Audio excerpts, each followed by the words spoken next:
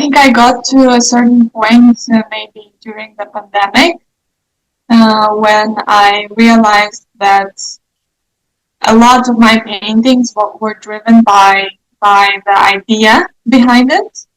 So at a certain point, they already looked like almost looked like illustrations, because and it was like I could see it in the process, because I would like my brain wanted to say something, and then I would make it visually in my head, and then I would stage it and photograph it.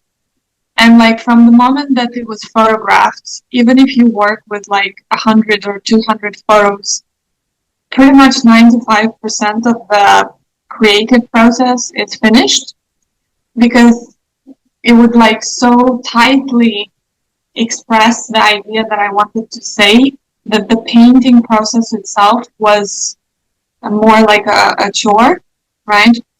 And I really enjoyed that type of working.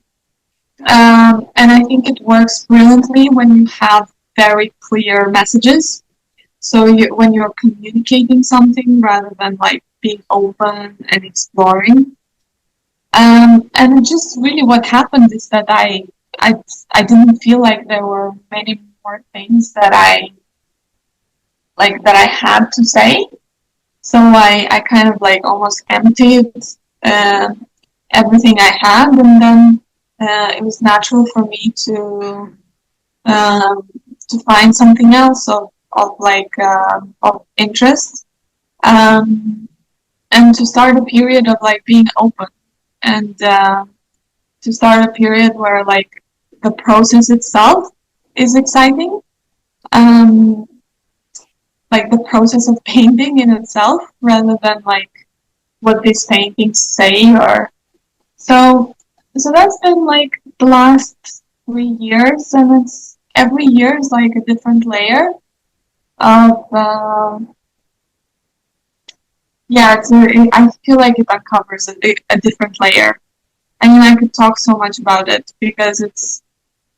I mean, I remember it started with some older painters here in the gallery, like Gabriel Schmitz and Peter Sutton, who they were. They were just like, especially Peter. He was like, "You have to learn to be a bad painter, Valeria. Like you just like you're too tight. You're too scared of making mistakes. This is too serious. You're approaching it." And then I would like I think about it looking back. I think I was approaching it as a performance, where everything is put together so that it looks good on the exhibition day opens.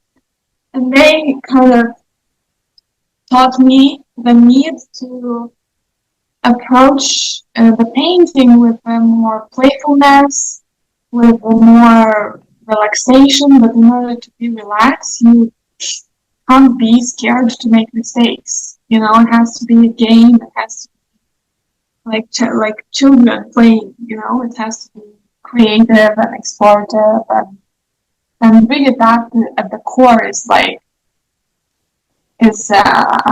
admitting that you can make mistakes and you won't always uh, be an amazing painter. It's not about that. So that's pretty much kind of like the mental work. Yeah.